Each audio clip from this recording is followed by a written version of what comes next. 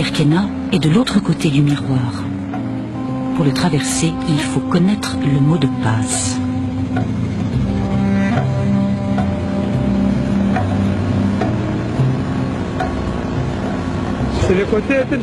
Sur les côtés, à marée basse, tu peux marcher à pied, ça ne dépasse pas les bottes. Même une poule peut marcher sur ses pattes. Et celui qui s'écarte de l'oued, du couloir, eh bien il s'échoue immédiatement. La hantise des navigateurs. Tout autour de Kerkena, les hauts fonds s'étalent sur des kilomètres à la ronde comme un rempart au reste du monde. Dans l'espace et le temps, un mirage qui flotte au milieu de nulle part.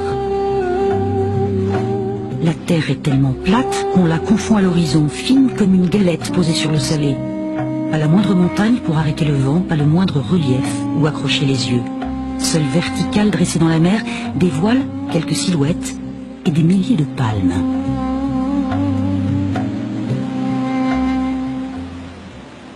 Car à Kerkena, tout commence avec un palmier. Eshmi Ezdin est l'imam de son village et il est pêcheur. Évidemment, à Kerkena, tout le monde est pêcheur. Et ici, pour pêcher, il faut d'abord savoir grimper aux arbres.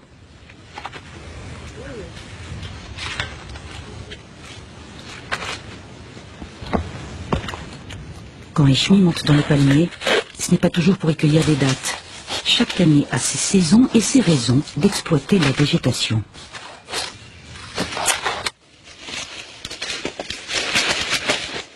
On ramasse 4000, 5000 des palmes, puis on les met dans la mer pour les poissons. Des palmes pour poissons. Et oui, pour les faire nager jusqu'à l'endroit où on pourra les attraper.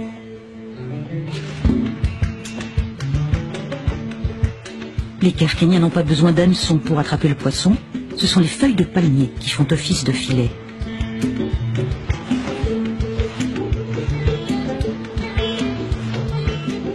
La pêcherie d'Eshmi est à une bonne heure de navigation. Il y a toujours du vent dans la voile de sa felouk et Eshmi est content.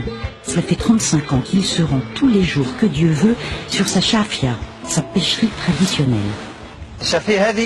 On fait nos charfia avec un plan. Comme le plan avec lequel on construit une maison à terre. Là, c'est une maison en mer où les murs sont en palmier qu'il faut changer quand les palmes sont usées. Ici, c'est une technique de pêche ancestrale. On fait des charfias depuis que la mer monte et descend, car Kerkena est le seul endroit de Méditerranée où il y a des marées.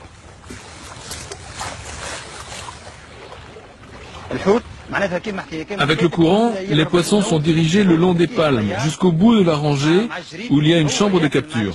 Donc, les poissons sont là, ils mangent au pied des palmes, et le courant les dirige tout droit vers une chambre où ils rentrent dans des nasses. Et après, on n'a plus qu'à aller les ramasser.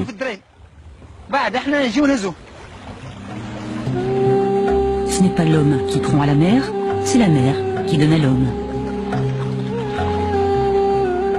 Les charfias sont toujours installés perpendiculairement au courant et au reflux des marées. Entraînés par la marée descendante, les poissons sont guidés comme sur des rails dans l'entonnoir de la maison et convergent vers la prison finale.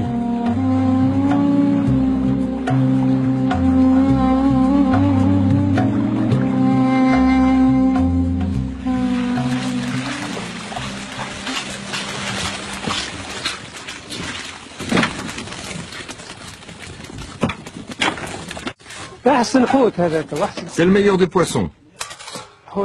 Mon poisson, quand je le vends à Sfax, personne n'en a un si bon. Personne.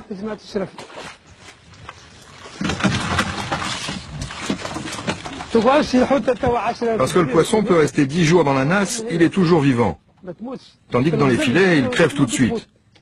Dans la charfia, non. C'est pour ça que le poisson des charfia est le meilleur.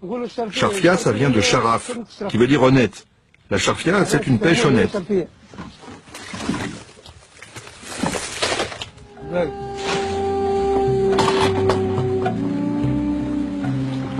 Tout autour des îles Kerkena, des centaines de kilomètres de murailles végétales zèbrent la mer pour barricader la sortie vers le large. Depuis toujours, c'est un archipel de pêcheurs et de grands navigateurs. C'est la seule terre de Tunisie à n'avoir jamais tourné le dos à la mer.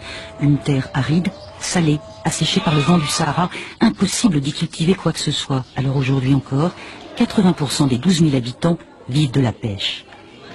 Tout le monde est pêcheur. Le coiffeur est pêcheur, le charpentier est pêcheur, le directeur d'école est pêcheur, l'imam est pêcheur. Ce n'est pas un second métier, c'est une première nature.